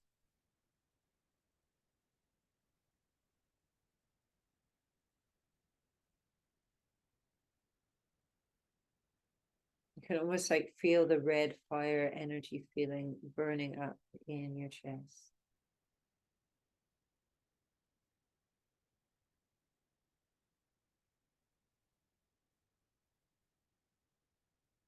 And then use your intention to just move back into your heart, and you're going to pack and compact this red energy into a ball that's in your heart. And you're going to leave it there. And you're going to move your attention down to your sexual center. And you're going to smile into your sexual center as you connect with the element of water, the blue color, and a feeling of peacefulness. And you can feel this in and as your orgasmic energy. And as you're smiling there into your sexual center, You can feel that the blue energy is traveling and it's spreading through your pelvis.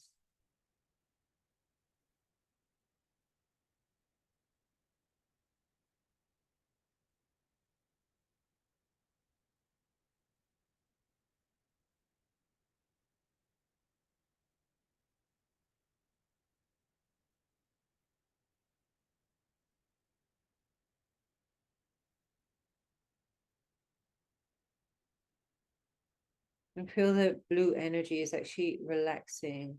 It's peaceful and calm in nature, and it's relaxing your whole pelvis.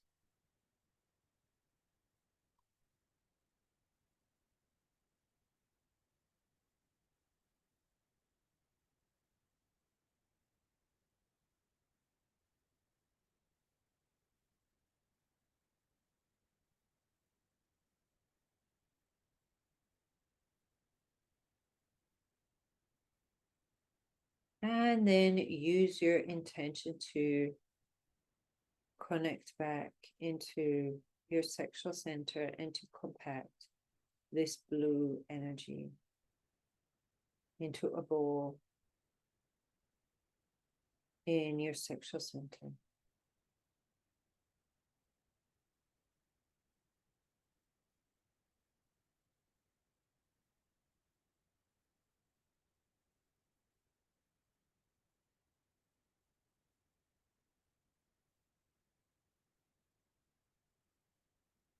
And as you do this now, you're going to use your intention and just move where you're focused. You're going to be holding on to this blue ball.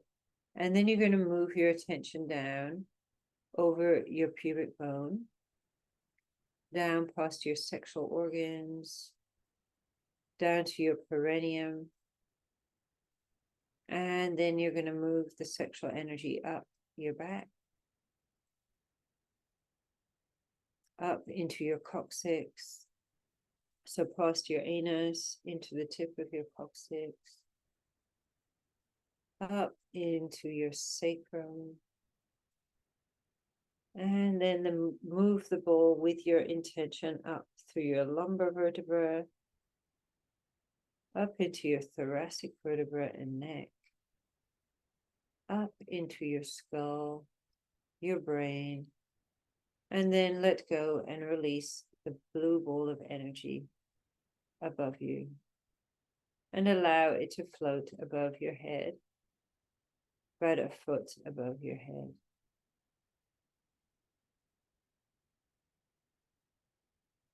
And then now bring your attention back to the red ball of energy in your heart. And we're going to move this red ball of energy up your chest, up through your neck and face, up into your head. And then again, release the red ball. And you can allow it to float up above your head, about a foot above your head,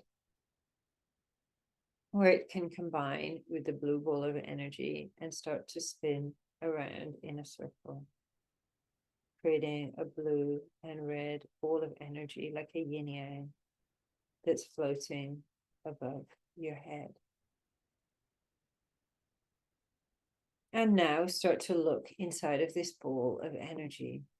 And inside this ball of energy, you will see that there is a garden. And it's the most beautiful garden you've ever seen. It's full of trees and vines and birds and lizards and lions and flowers. And as you look into this garden, you can see two people walking towards you, two lovers, a god and a goddess. And you look at them and see that they are the most perfect people that you've ever seen. And you see them gazing into each other's eyes with the most perfect love. You see them smiling at each other.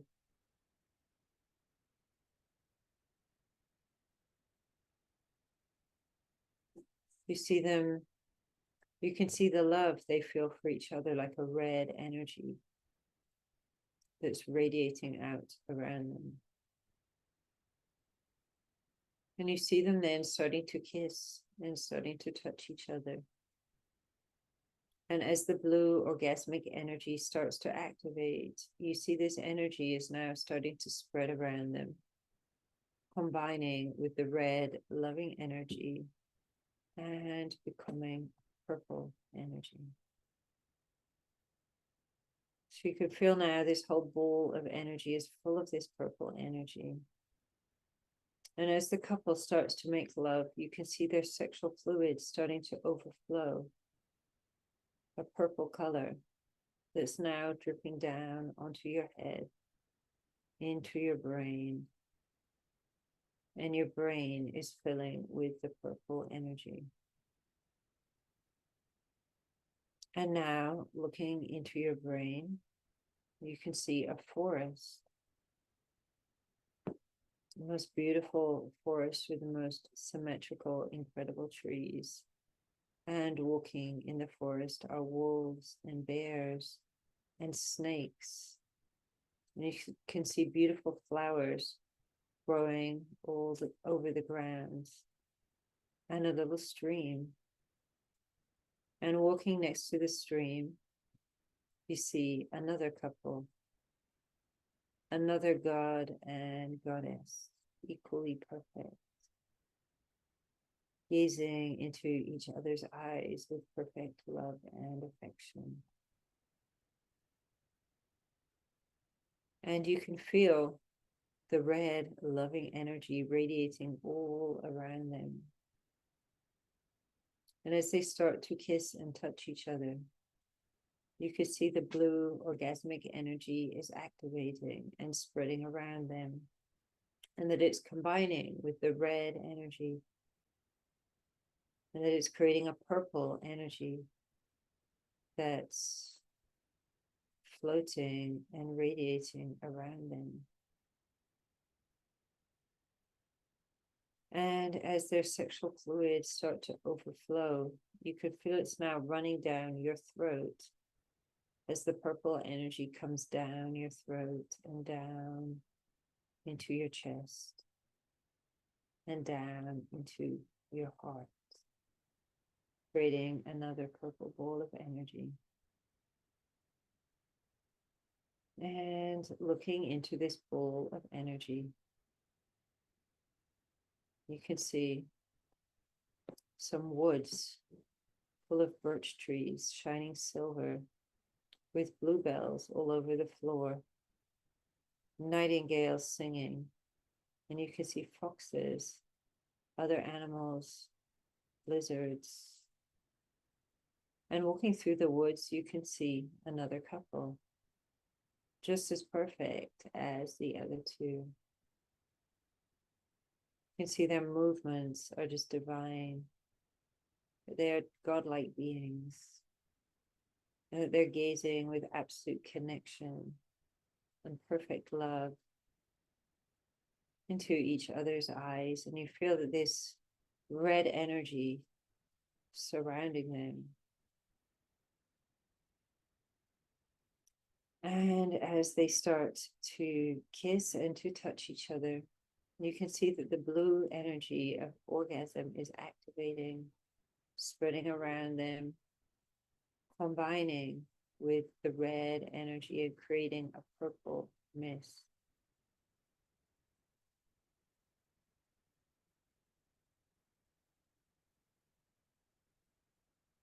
And as they start to make love and their sexual fluids start to overflow, you can feel these fluids dripping down into your stomach, down into your abdomen, bringing the purple energy down into your abdomen and your pelvis, and bringing it vibrating down your thighs and knees and down into your calves, your feet. And of course, allow it also to travel down your shoulders, into your arms and your hands. So now you're feeling that this energy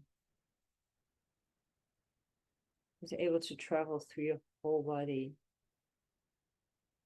into every cell in your being.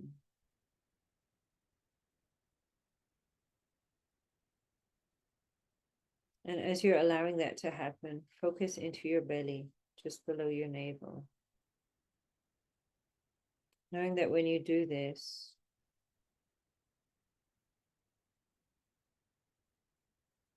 when you focus into your belly, you place the energy there. And that when the energy is there, the body will naturally distribute it out to the parts that need it.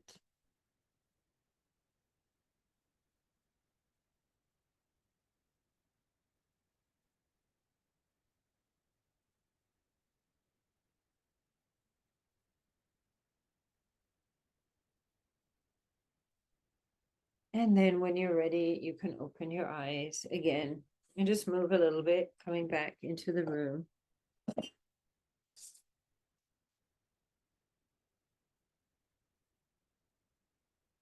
So, how are we doing? How was that?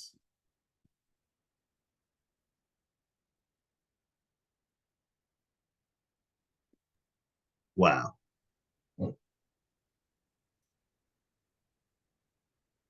It's I can't even put it in words. I don't know why I'm on mute. Yeah, this was pretty much something I learned from Mantak Chia. He taught it to us and was like, ha ha ha, this is the original porno movie. Mantak Chia is a bit of a joker. But yeah, you can kind of see what he's saying. So, how is anybody feeling? Anybody have anything to say? Anything to ask?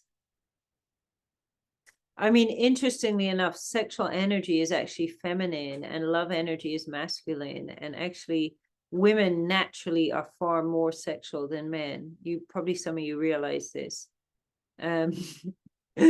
But just too many women have had too much bad sex, basically. So I suppose it's like you can have food poisoning and totally go off food. It's a bit like that. So yeah. 2 whole hours. It's already 10 here in Europe. I think 11 in some parts of Europe. No wonder some people have left already. So yeah.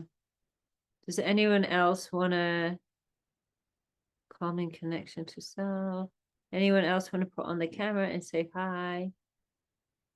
Some people are in dark rooms. Thanks for everything. Yeah, I noticed there's a couple of ladies here as well, and it's nice, yeah, that I hope you guys have faces. How did you get the link for the meeting? Did I give it to you? Me? Yes. Yeah, I received it in my email for some reason. Oh, you know what? Maybe my assistant thought you were a man and sent it to you. And I was not sure. I'm really interested in this subject, so I thought, why not? Yeah. Did it, but I don't mind. sure it was. I didn't understand. It was just mostly for men. Yeah, you can see always it's nice. geared towards men, but the thing Yes. is, I actually think that for like so many women, you know, because sometimes I speak to women that they're just like saying things like, I hate all men, it's just terrible. Yeah. And I think that for women to actually hear, okay, we haven't been doing so much talking here, but say when I have my groups and we're talking, you know, in the groups about, you know, often it's men and women together, you know, and the men are just honestly talking about what's going on with them. And I think it's so transformative for women to actually, you know, hear from guys about their side of the story, you know. Yes, I agree. Thank you. Okay. Randall, PF. Okay, let me stop the recording.